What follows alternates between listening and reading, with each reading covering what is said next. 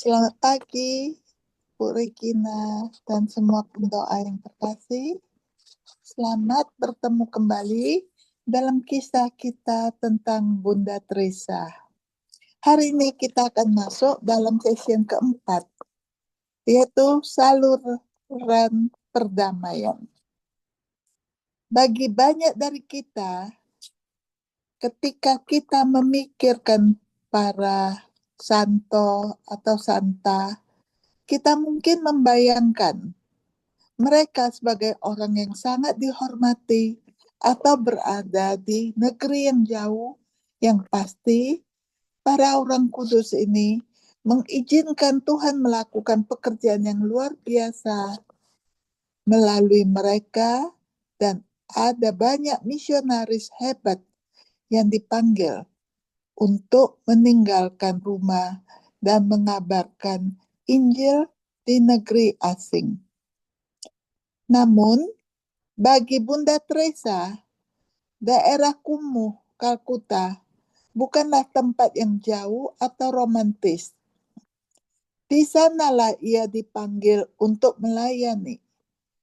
Tuhan tidak menuntunnya ke sesuatu yang sama sekali tidak biasa. Tuhan telah memanggilnya untuk berada di Kalkuta sebagai Suster Loretta, dan dalam kesetiaannya dia memanggilnya untuk tinggal dan melayani dengan cara yang baru.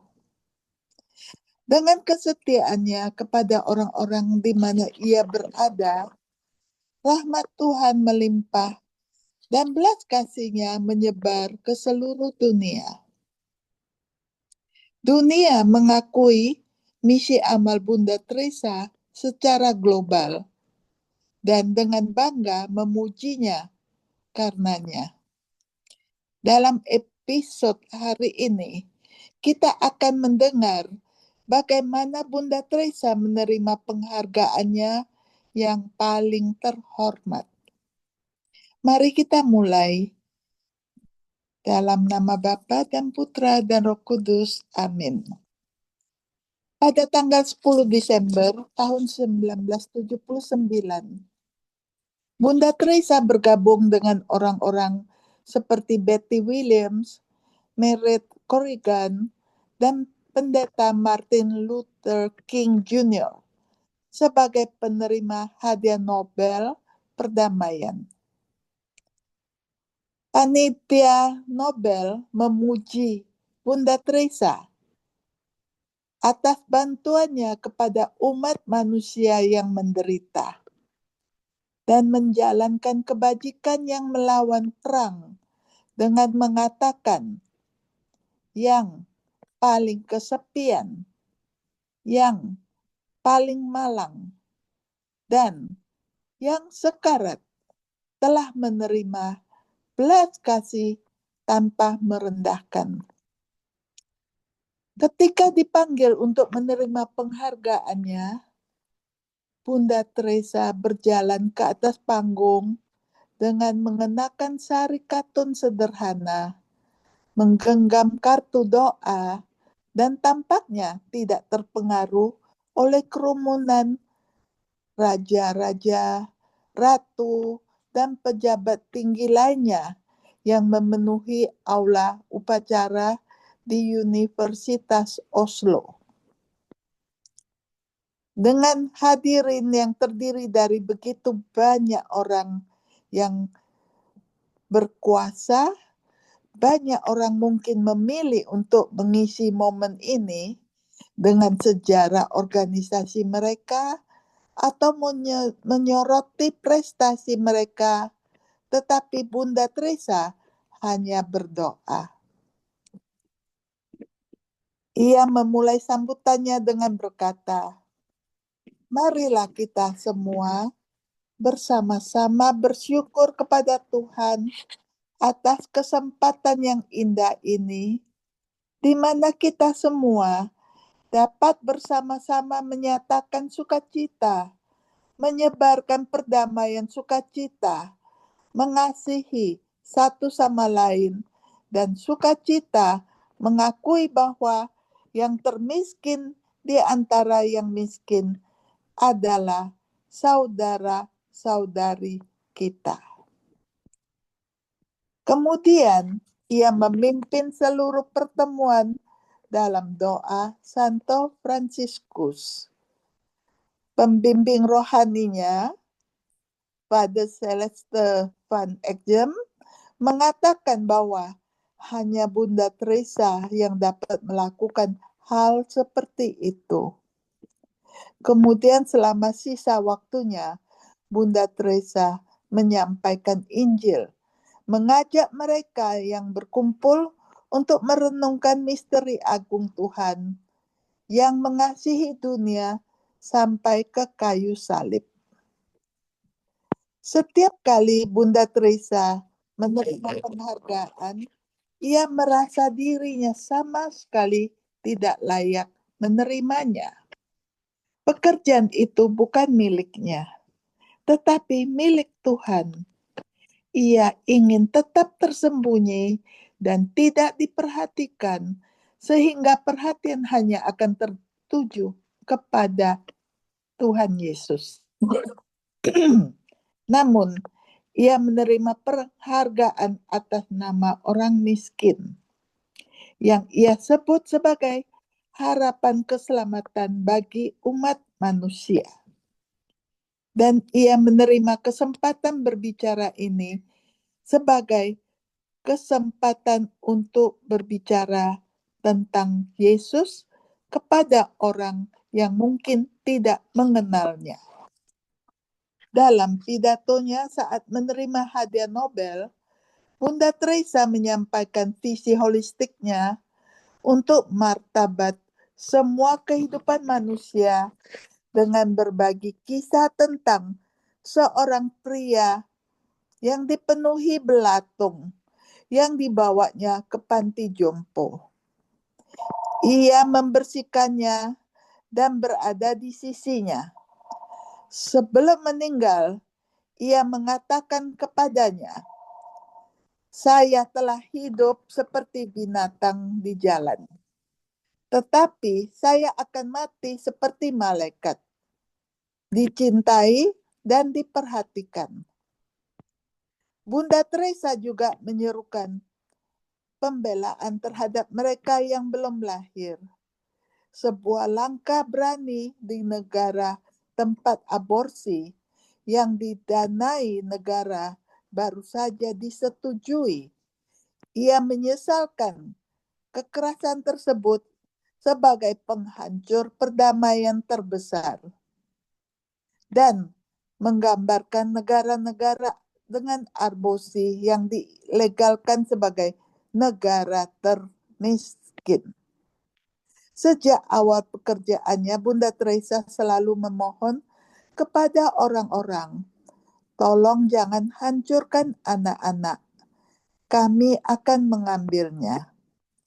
Dia memenuhi janji ini dan menyelamatkan nyawa ribuan orang, menyelamatkan anak-anak dari tong sampah, dan menampung setiap anak kecil yang ditinggalkan di depan pintu mereka. Ia dan para suster membesarkan mereka di rumah mereka, mencari sponsor untuk pendidikan mereka, dan menitipkan mereka kepada pasangan yang ingin mengadopsi. Bunda Teresa melanjutkan pidatonya dan berbagi cerita tentang seorang wanita muda yang kelaparan, yang telah diberinya beras. Wanita ini kemudian melakukan sesuatu yang sangat tidak terduga. Bunda Teresa menemukan bahwa wanita itu pergi dan mengantarkan makanan ini kepada keluarga Muslim di sebelah rumahnya. Bunda Teresa merenungkan momen ini, memegangi hatinya, dan berkata, "Yang paling mengejutkan saya bukan bahwa ia memberikan beras, tetapi yang paling mengejutkan saya bahwa dalam penderitaannya, dalam rasa laparnya, ia tahu bahwa ada orang lain yang lapar dan ia memiliki keberanian untuk berbagi kasih. Kemudian untuk menutup pidatonya, Bunda Teresa mencondongkan tubuhnya lebih dekat ke mikrofon dan memberikan permohonan terakhir. Dan inilah yang saya maksud.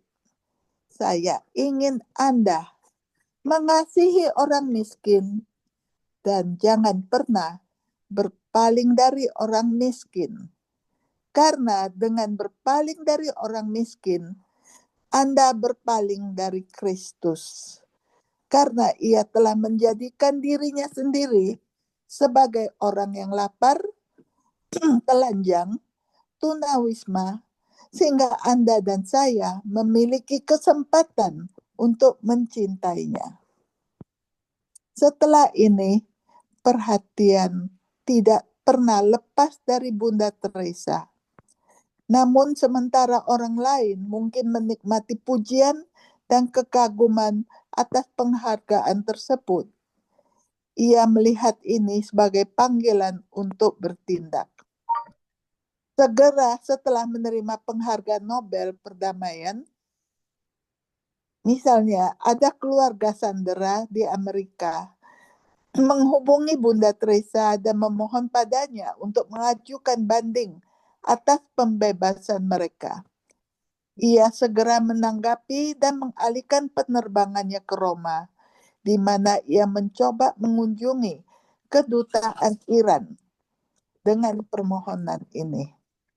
Bunda Teresa terus menggunakan suaranya di panggung global untuk memohon kepada Presiden, Perdana Menteri, dan semua orang agar konflik dan perang diakhiri, mengadvokasi atas nama orang miskin yang ia akui sebagai korban terburuk dari kekerasan dan keserakahan perang.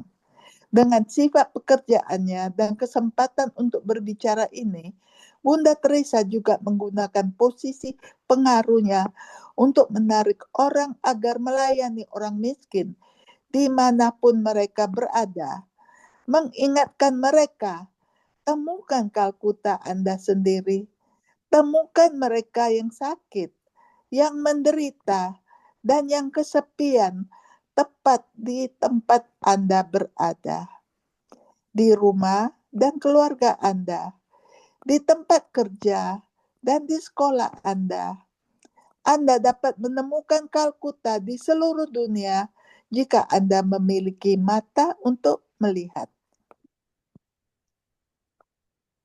Mari kita beralih sekarang untuk berdoa dan merenungkan sebentar. Kita renungkan sebelum menyampaikan pidatonya di upacara penghargaan Nobel, Bunda Teresa membagikan doa Santo Fransiskus untuk perdamaian kepada setiap orang di aula upacara. Selama pidatonya, ia memimpin semua orang dalam doa ini bersama. Kita juga akan bergabung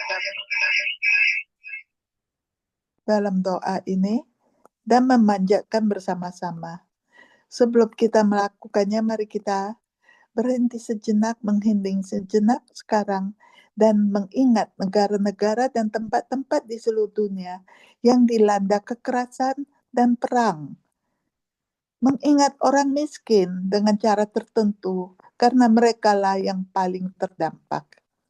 Sekarang kita akan melihat sekeliling kita dan mengingat konflik dan perpecahan apapun dalam keluarga dan komunitas kita sendiri. Mungkin bahkan tempat-tempat di mana kita mungkin merasakan perselisihan dan keresahan dalam diri kita sendiri. Di tempat-tempat dan hubungan apa saja kita membutuhkan kedamaian Yesus. Mari kita bertanya kepada Yesus Sang Pangeran Damai, datang dan berkuasa atas kita saat kita bersama-sama berdoa doa Santo Fransiskus. Mari kita mulai.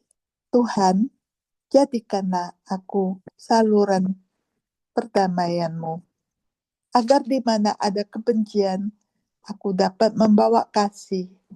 Agar di mana ada kesalahan, aku dapat membawa semangat pengampunan. Agar di mana ada perselisihan, aku dapat membawa keharmonisan. Agar di mana ada kesalahan, aku dapat membawa kebenaran. Agar di mana ada keraguan, aku dapat membawa iman. Agar di mana ada keputusasaan, aku dapat membawa harapan. Agar di mana ada bayangan, aku dapat membawa cahaya. Agar di mana ada kesedihan, aku dapat membawa sukacita. Karena itu Tuhan, berikanlah agar aku dapat lebih mencari penghiburan, memberi penghiburan daripada dihibur, untuk memahami daripada dipahami, untuk lebih dahulu mencintai daripada dicintai, karena dengan melupakan diri sendiri, seseorang dapat menemukan, dengan mengampuni seseorang dapat diampuni, dengan mati seseorang dapat bangkit menuju kehidupan kekal. Amin. Santa Teresa dari Kalkuta, doakanlah kami. Atas nama Bapa dan Putra dan Roh Kudus. Amin. Terima kasih. Sampai jumpa besok pada sesi kelima, di mana Bunda Teresa akan merasakan hidup di dalam kegelapan. Kita sambung lagi di hari berikutnya. Terima kasih. Baik, Ibu.